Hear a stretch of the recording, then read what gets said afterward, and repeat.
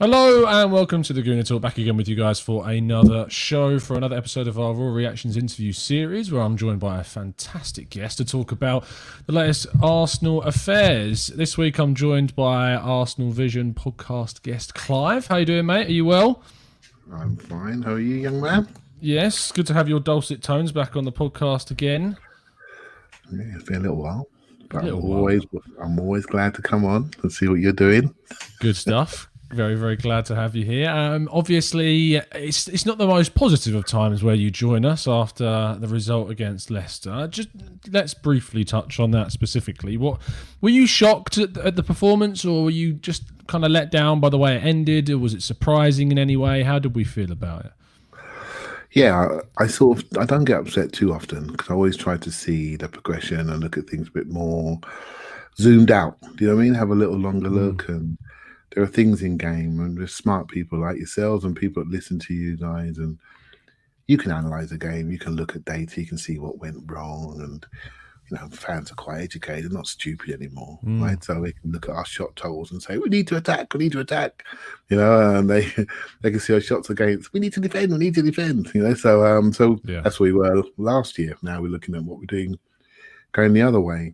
But what I do tend to look at is, how we're playing and how we're using our resources. And I felt in the last two games, that's been questionable, right? So, and when you see a trend of a couple of games, only a small trend, and you look at the Man City game and you look at how we use sort of Willian in that sort of false nine-ish role, and you think to yourself, did that work?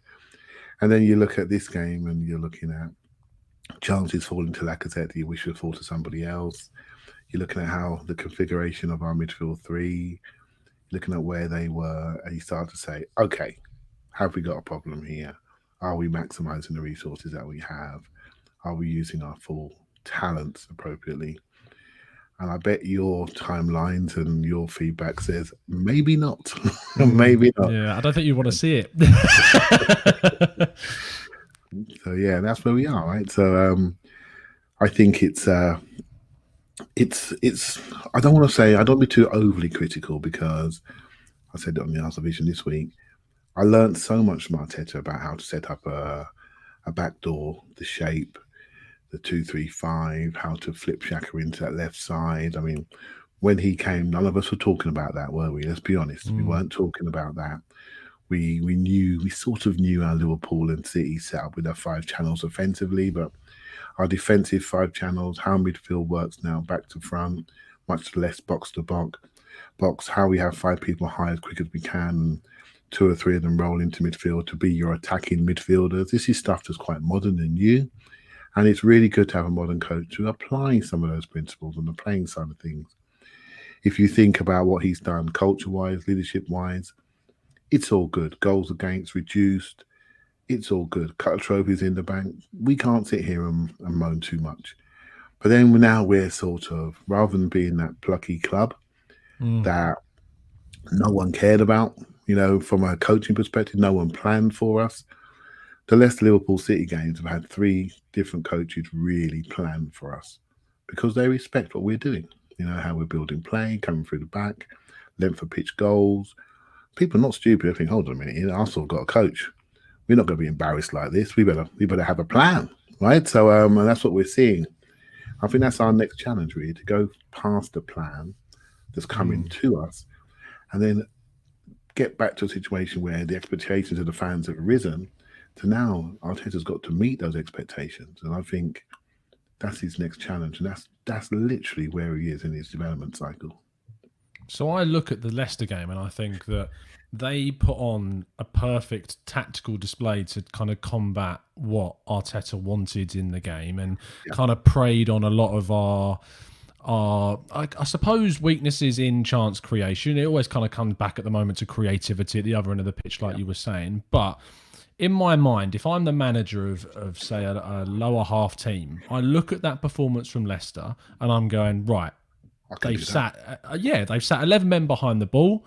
We can copy that, and at the end of the game, if there's 10 minutes left and we've managed to hold it, we can then maybe get a little bit more explorative, or if obviously we can just try and hold on for the point, because Arsenal's chance creation is, whilst frequent at times, it's not incisive and it's not very clinical. And my question would be is, what is it that Arteta needs to tweak? What does he need to shift so that we can start to be more incisive, start to be a little bit more threatening to these sides? Right, so can I take it back to 2 games, right? Let's take it back to the City game, right? So the Man City game. So what did they do? They played a system almost like a 2 up front, 4 in behind, 1 behind that with 3 defenders at the back, 3 speedsters prepared to go one-on-one. So what they did is they moved the emphasis of their team forward, and they said, you know what? We saw Kieran Tierney dink it over the top to Aubameyang at Wembley. We're not having that. We're not going to get attracted. We're not going to have them play for us like the first goal. I mean, what a great goal that was, right? So we're not going to have that anymore. So we're going to put 6 people up high. We're going to give them the ball. They're going to play out, and we're going to press them off their backsides, right? That's what they did. Got a mini transition. One mistake we made coming out of our hole. Gabriel fishing a little bit. A cross in front of Tobias. Tip-tap goal, right? So we're in good shape. Should have scored our chances. Walk away with 1-0. A few weeks ago, maybe a couple of years ago, we'd have took that, wouldn't we? But we know we're decent. So that's a little bit disappointing. What do Leicester do? Completely different. They even play a striker. They drop off into a mid-low block. They said, we're not going to get embarrassed by Arsenal playing through us. So what we're going to do, we're not going to give them the space. We're not going to press them even. We're going to drop into a mid-low block. We're going to give them the sides and make them cross. So what do? We switch. David Luiz turns into Michel Platini. Switch. We get crossing opportunities. Don't take them. Right? Unlucky with the disallowed goal. We don't take them. So now we're challenged. And this is the thing I think we need to think about. You get presented with 2 different problems. They create you a different scenario to fix.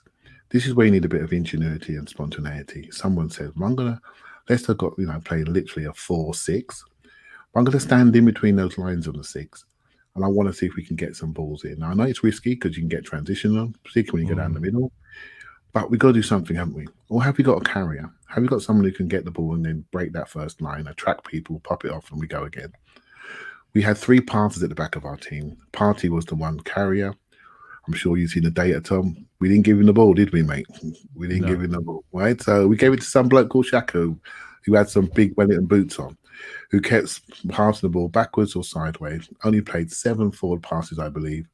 I could be corrected, and I'm sure somebody will. 7 forward passes in the game, and basically just had all responsibility and drove the car into a wall, right? So that's what he did.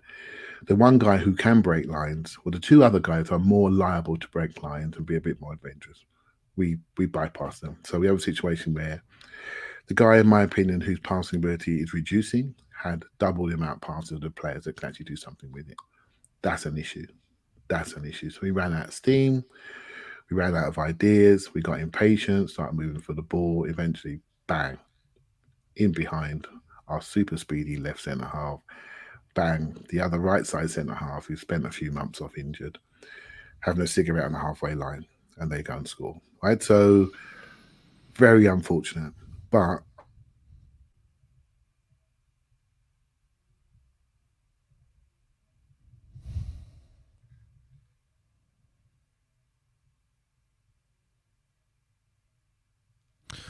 I think we may have lost Clive ever so quietly and quickly. I'm sure we'll get back to him in just a moment. I'll send him a text, in fact. But whilst we're waiting for Clive to return, in the chat box, would you quickly mind just telling me what you thought the biggest problem with the game against Leicester was? I think it's really important for us to kind of identify those issues. So whilst we get Clive back, let's just have a couple of your comments coming up in the chat. And if you could identify some of the key issues, especially based upon what Clive has said, then that's going to be really, really helpful in trying to find out what we're doing whilst we try and get Clive back. Yes, Clive, yes, we have lost Clive, unfortunately. He will be back ever so quickly, I am sure. If you can hear me, Clive, maybe refresh your screen and come back to us. T.Y. Pest says, we love Clive, the voice of wisdom, and he sees things that the casuals don't quite want to see. I agree. Alexandra Lawson says, since most teams sit back and avoid crazy results like Aston Villa, Do you think that we should be basing our strategy on set pieces? If we score, it would force teams to attack us and free space. Well, Alex, I think that you raise a good point. And in fact, if we'd have taken that set piece that we scored against Leicester just 3 minutes into the game, we would have had a completely different game upon our hands. If you think about, and I talked about this, and members, if you could just jump onto a community feed after this, you will see a brand new show for yourself where myself and French are talking about this in more detail. But the problem is with Thomas Partey is that we have a situation in which if an opposition side, if an opposition team come at us, then we can do a lot more with that. But unfortunately, if we have a situation where a team sits behind the ball for the whole game, Thomas Partey is not really going to have too much of an impact on the game, which is really frustrating, especially as someone who's a massive ball carrier, of course. So let me send that message through. So in terms of kind of where we're at, we need to make sure that we score early, Alex. Now, whether that's through set pieces, whether that's through open play, it doesn't make too much of a difference. The problem is, for me, is that you're looking at a situation where a team can sit 11 men behind the ball and absorb pressure all game, and there's not much Arsenal can do about it unless we get lucky with a set piece or we find that incisive ball. But with the way that Arsenal are playing at the moment, we don't really have the capacity, I suppose, to really kind of push and break those lines. We need to change things. I believe the way that we change things is by putting Saka into more of a central position. Saka is arguably now our most creative player, and if you put him in a wide area, that does limit what he is able to do. If you put him in a more central area, it means that we can then move him into a place where he can find those incisive balls in behind and to those strikers, be it Pepe or Aubameyang or Lacazette.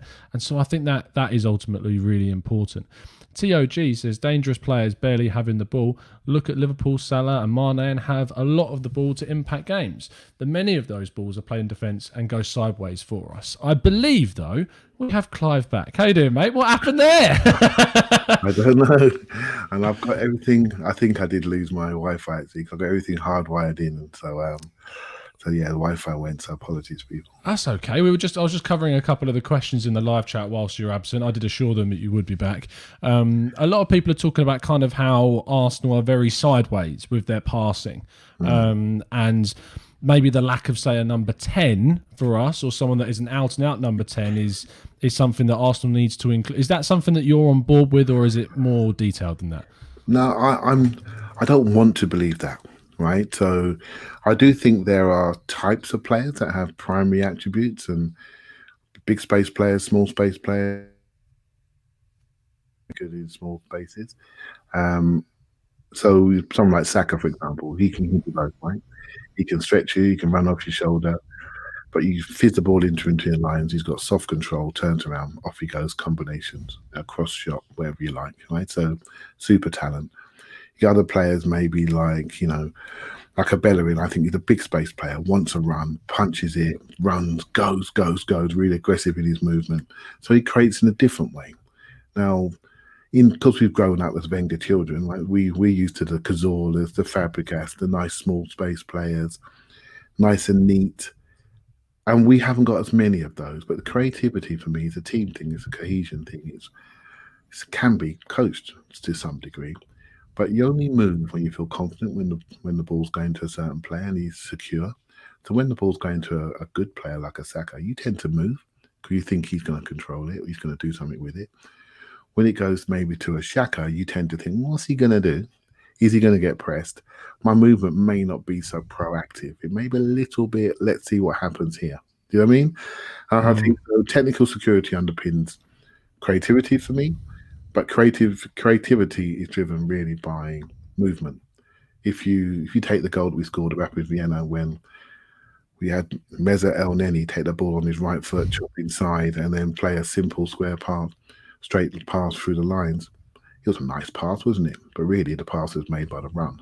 Do you know what I mean?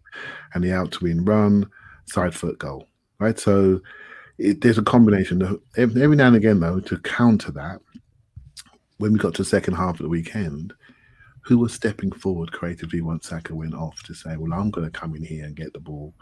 I'm going to take them on. I'm going to move them. I'm going to commit them. I didn't see many of those players. You know, Pepe was marginalised. Um, Lacazette was filling a big space that no one wanted him to fill. Saka was off the pitch. Willian was injured. Ceballos was in the West Stand. You know what I mean? He was so wide. So we had a situation where we didn't have anybody in that interior looking to be that link. And you could say, well, look, Clive, you just criticise. You just contradict to yourself. That's a number 10. But really, it's about our starting positions and our where we want players to be. And the players we had on the pitch for me were exterior players, not interior players. You know, players are happy at the base or happy at the top end. And we didn't have enough people wanting to roll in. And for me, with the 5-channel attack, the key thing you want is 2 people that roll in to attacking midfield areas. You might start high. You don't just stand there like in the old days waiting for it, because you'll be too easy to mark. So what you do is you roll in and you create jeopardy with your defenders. They think, what do I do? Do I go with him? Do I not go with him? If I come out, our 5-channel defense is now broken. Do you see what I mean? And so we're all being coached the same way. We're all being taught the same way. We're all looking to fill spaces defensively across the length of the pitch. And all the coaches today are more positionally based coaches, like Arteta is, like what Rodgers is, like Pep is, like Klopp is, positional coaches that cover the width of the pitch. And so your challenge is to break that, you know, and you need bravery to do that. And I felt we lacked bravery and courage to do that, particularly in the second half against Leicester. If we've got a situation, and it's interesting you use the word bravery, because in all of the shows that we've done in the last couple of days, that and the word risk is the 2 words that have kind of come up. And talking about when we come up against Manchester United, it will be, if my memory is right, the 29th game against a big 6-side away from home. And that it will be the 29th opportunity since 2015 to win one of those league games.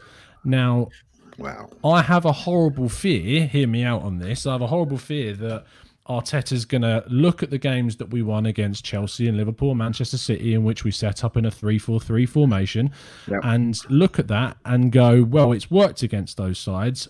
And he's deployed that similar system against Liverpool this season as well, in which we lost and didn't really offer too much. And if we'd have taken a couple of the chances that we made, then maybe it would have been a different result. But if we go to Man City, I've just got this feeling he's going to do it again. And in my mind, the problem with that is that whilst it can be effective, it's shown to be effective. There's evidence of that from last season. The issue is that type of system, whilst defensively more resolute, creates many fewer chances. And we're not in a state of mind right now of taking big chances when they come at us. So in my mind, going back to that key word that you used in the last monologue was bravery. And and I'd like to add the word risk to that, is that against United, I'd like to see us take more risks. And to me, that means not being a coward and, in my opinion, going to that back 3, but being a back 4 and really trying to pack that midfield and as you said earlier, get those people making those incisive runs in behind and playing the balls through the gaps and the spaces to find them. Is that the way that you would also approach the United game? Up to a point. So I'm not big. So I'm not so big against the back 3. I don't think it is a back 3. Right. Okay. So I think it's really a 3 or a 4 or a 5, depending on game state and depending on how secure our possession is. And you know the score, Tom. We push the left side. And Saka plays inside and out. He becomes the outside person in the 5 channels defensively. And when we're in good shape, sometimes he dips into 4-3-3 on the left hand side. And when we're in top shape, he goes high up on the left hand side, right, and pushes the Aubameyang in. So I like that. What's not to like, right? What's not to like? Because we're lucky we got someone like Tierney can tuck in to be a left side centre half, or just be left back in a 4, and sometimes he can be there in a 3 left on his own. So we're very lucky to have the ability to change shapes in game. So what does this mean? This means that straight away you said it. You said, "Oh, I want to move away from the back 3." So what you're really saying is, I want a formation that probably stays pretty similar throughout the game. When the game isn't that anymore. It's in possession, out possession, game states, authority, in possession, whether you got secure possession or not. And I don't mind it.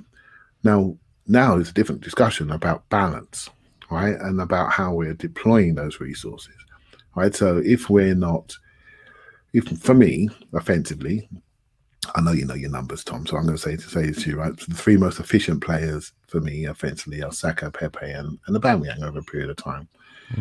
I don't think we use Aubameyang in the most efficient way, right? Always. I don't think we use Pepe in the most efficient way. I don't think we involve him enough. And Saka, in some ways, I think we maybe don't need to include him on the outside of our defensive channels anymore. Maybe we need to think about where he stands and protect him to be more offensively minded. So that flips back to what you're thinking. Maybe if we have a double pivot and have Saka high, or we have a situation where we have a 4-3-3 and Saka's can still get a bit higher.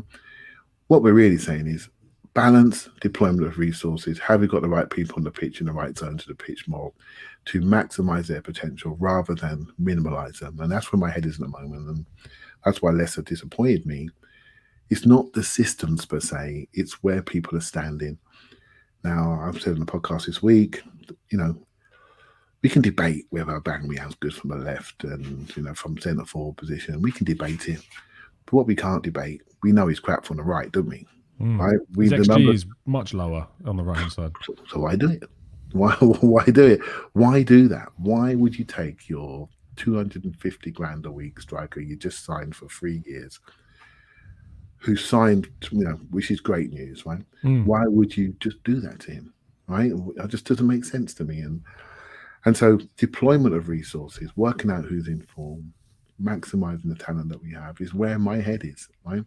Above and beyond what system we play, is making sure that our better players are given responsibility to be the players we think they are, right? And I think if we do that, you're going to get the creativity and the chances and the shots, etc. Do you see what I mean? At the moment, I feel we're just saying we're so systemic and so formulaic. I think maybe we're taking away some of the spontaneity from those guys. And I don't mind if they lose it. I wasn't bothered about Alexis Sanchez losing it a million times a game because I was looking forward to the time we didn't lose it. It's in the top corner. Do you see what I mean? So I'm prepared for that. As long as you're losing it high up, you're not losing it in situations we can get transitioned on. So it's a tough one, right? It's a tough one. We can go for 4-3-3 and just keep 3 high and have 3 in and work. There's lots of things we can do. But I think the emphasis, the coaching messages need to be far more positive, far more positive. And I think we all agree on that. Yeah. I think I always, when I'm trying to think about the reasoning, I suppose, behind why certain things are done. And I maybe look back and think that Arteta, when he came in, changed our defensive system radically. Initially, you went with that back four that Emery was deploying and Lundberg had deployed as well. Yeah. And it cost us against Chelsea in the home match. I was there, and it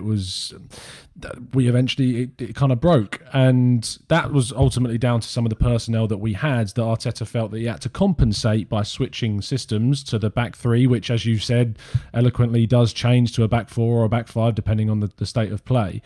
But now I feel that we've signed the likes of Gabriel, who I think is an unbelievably good signing, and Partey, which I've been preaching for so long about how good this guy is. And it frustrated the hell out of me that we didn't give him the ball in Sunday's game. Don't get me started, mate. Don't get me started.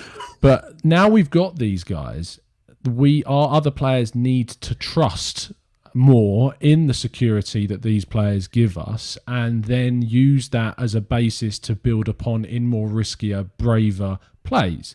Now, we've got a situation where the personnel available to Arteta may still, in his mind, not be enough to give him what he necessarily wants to do that for whatever reason. Maybe that is why we're still seeing a little bit of reservation from the Spaniard. But I look at some of the young guys that we have also coming through, and I'm not talking about the ones that we've already got playing, like Saka, for instance, but the likes of Emile Smith-Rowe, who's coming through, and the likes of William Saliba as well, who's been there. And I want to touch on the Frenchman briefly. He, in my mind, again thinking in a problem-solving way, has not been included in the Europa League squad because the club wanted initially to probably send him out on loan again towards the end of the window.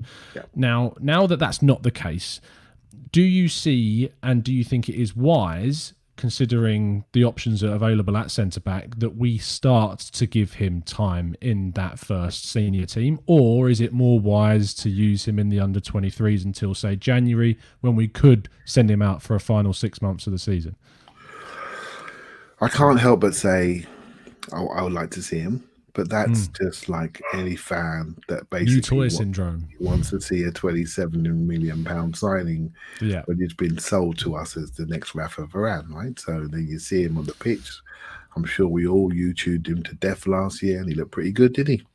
And then he was due to play in the French Cup final against Neymar and Mbappe and Cavani, etc. But there was no problems in playing against them guys.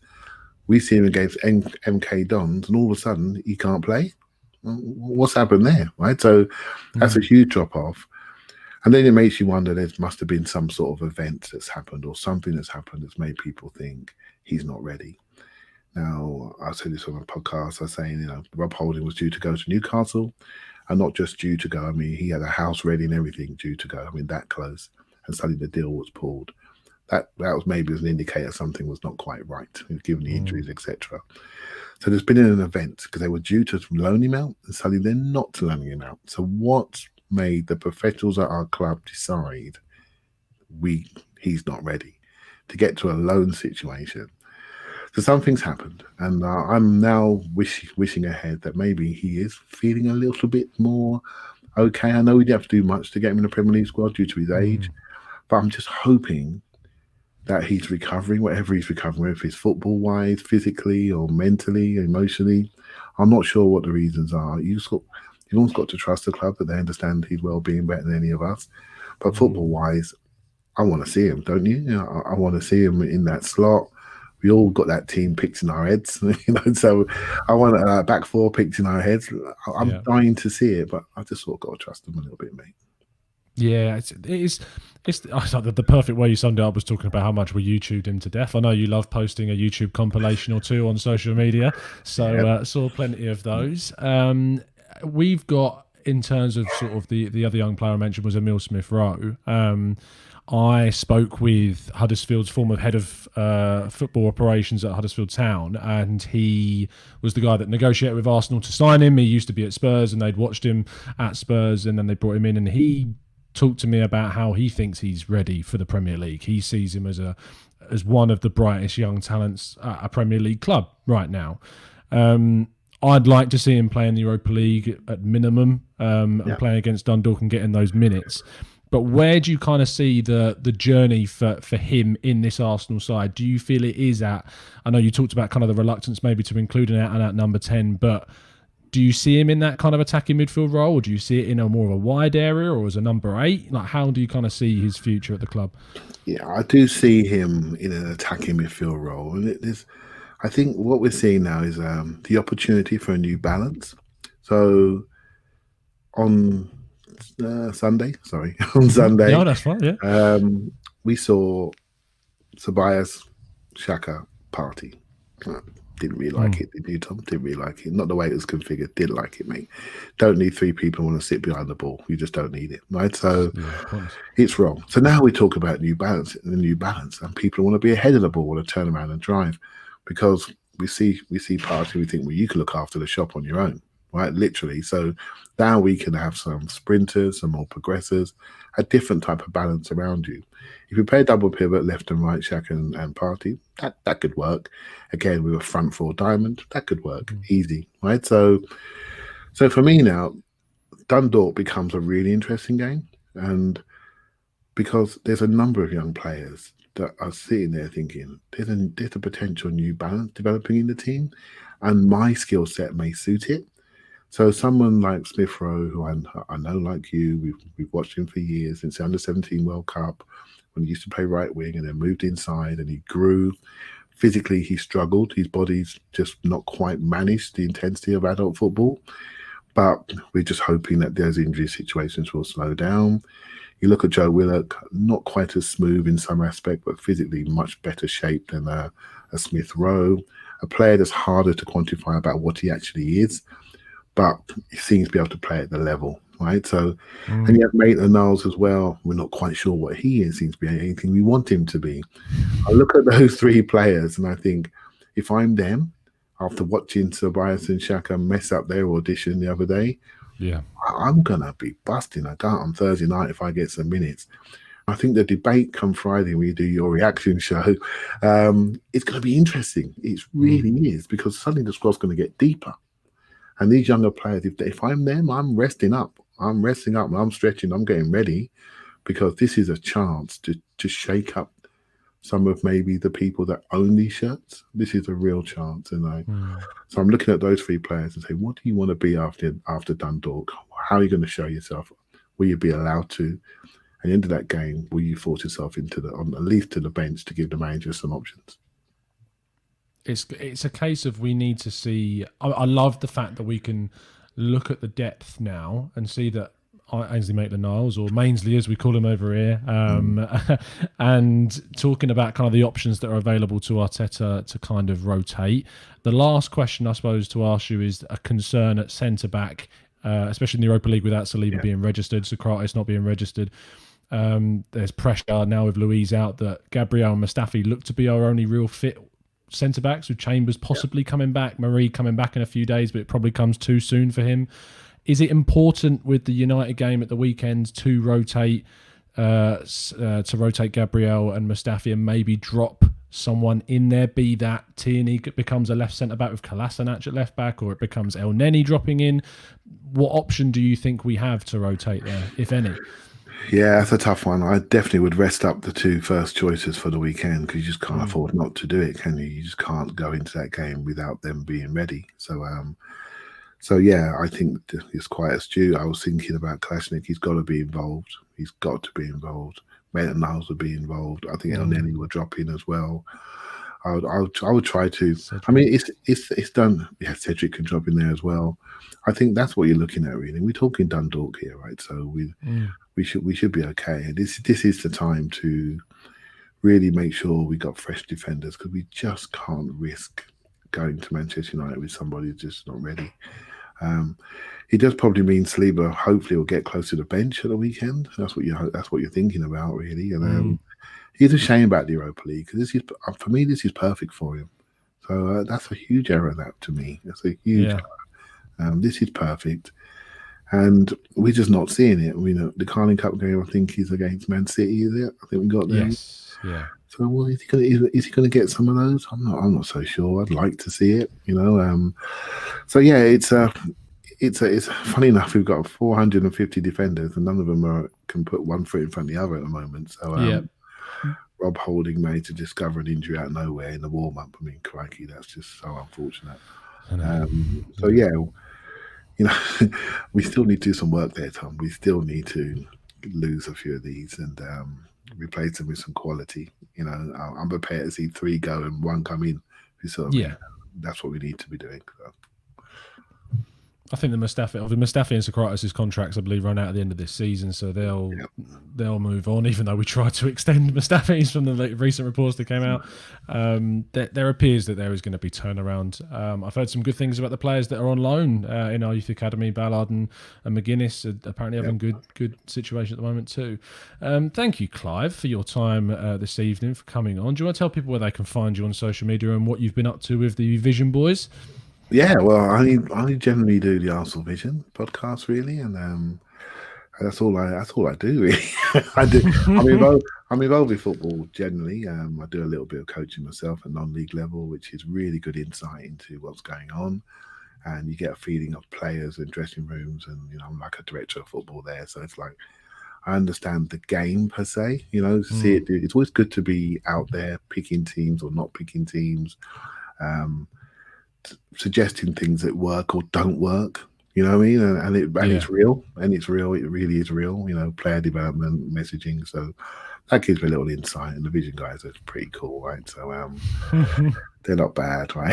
Not too shabby. No. They're not too bad. We're not doing too bad, to be fair. So it's very enjoyable. We're very lucky, Arsenal fans are, although we are all mad for it, when it comes to the reason why I come to your show, the people that listen to you and watch you, they're a good audience, right? They're really educated. They're not stupid. They know what the sort of content they want, and I think I love the work that you're doing to help provide that. So fair play to you. Thanks, mate. Yeah, we feel we have cultivated a bit of a well-versed audience and community here, which I know is shared amongst obviously yourselves and the likes of Arsblog and that as well. So thank you so much, listeners. Thank you, Clive. You can find Clive on Twitter at ClivePAFC. He's amassed a little bit of a cheeky following over the last couple of years or so. So if you'd like to join up with that, if you haven't already, please make sure you do. Some fantastic stuff going over there. We will see you tomorrow to look ahead and preview the interesting fixture against Dundalk. But other than that, as always, up the Arsenal.